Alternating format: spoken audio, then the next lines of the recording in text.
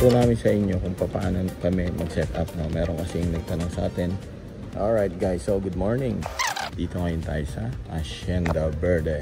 So, meron tayo ditong wedding reception setup, lights and sounds with projector. So meron tayo ditong setup ng wedding package natin, no? So meron tayo dyan mga moving head beams, meron tayo dyan backdrop lighting, meron tayo dito mga frontal lighting yan, no? Para bibigyan natin ng kulay ang ceiling natin. Ayan. So meron tayo dito mga amber white na nasa taas yan.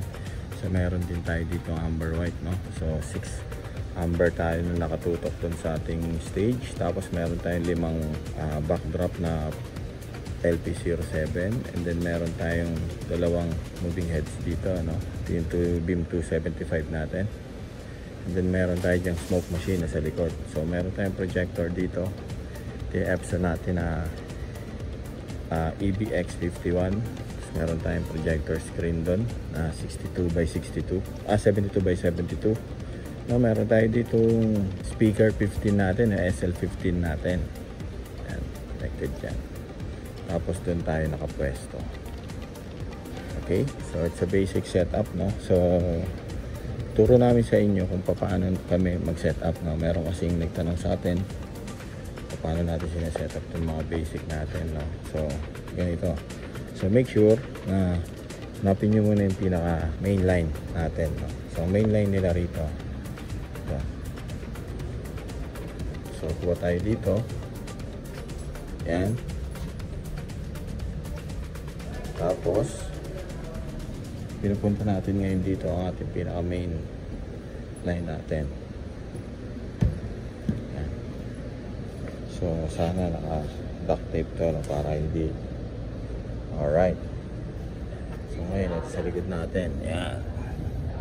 So meron tayong 202 na power wattage, no? Power volt natin. 202 ang pinaka ano niya, kasi direct yan sa ano nila, sa may generator. So 202 pwede na yan. So meron tayo dito ng 3 out. Tapos meron tayo ditong snake cable. Okay, so yung distribution ng power natin, yan. So meron ako ditong nilabas papunta ron para sa speaker. Tapos meron tayo ditong nilabas para dito sa parte dito ng mga equipment natin. Tapos yung isa na yan, nilabas natin yan doon, papunta doon sa atin para connected din ang ating itong ilaw na to ng front light, no? Para yung load nya doon. Tapos yung mga ceiling natin, yung lahat ng mga ilaw ng ceiling natin dyan, so nagpa-connect sa atin, no? Connected din yan sa part na to, sa out na to. Okay, and then itong snake cable natin naman dyan is dyan nakakonekta itong mga speakers natin. Yan. Speakers na yun. Tapos yung speaker na nandun connected dyan dito sa A and B. Tapos nakaduktong na lang yan dun sa pinaka end ng snake cable. Alright, so pati yung mga backdrop lighting natin, and then yung moving heads natin, pakita natin. Mga moving head natin yan,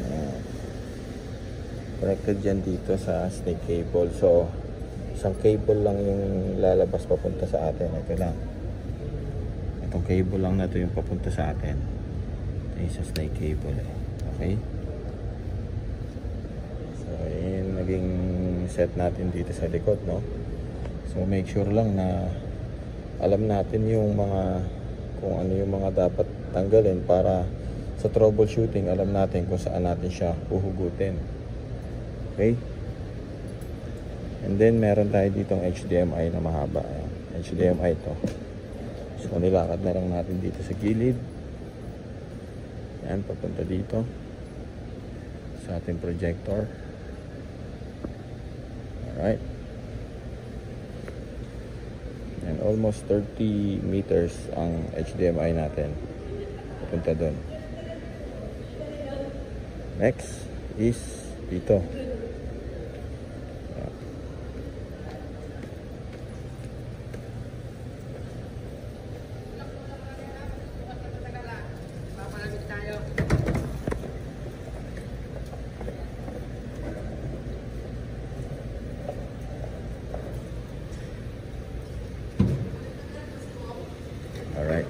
think all set na tayo dito.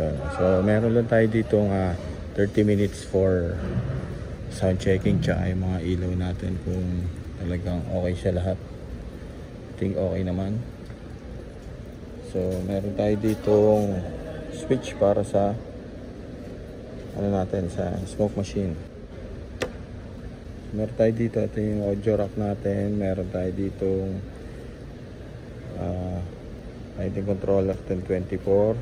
Meron tayo ditong almusal, mixer natin. So simple lang mixer natin. Out natin to sa ano tawag dito, sa spinner mamaya. Ito yung sa ano natin, wireless microphone. So ito yung sa DJ controller natin, and then meron tayo ditong laptop. Okay, so dito namin i-charge yung mga battery na meron kami ditong nakaalat na mga outlet. Kaya na, nagbukas na ng ilaw.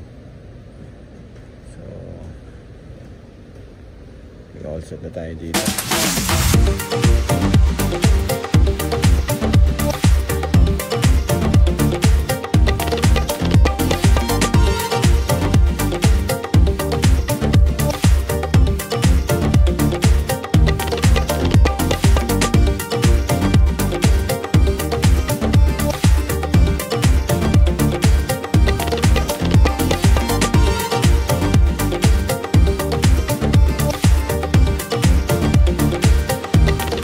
Hanggang dito na lang kami, no?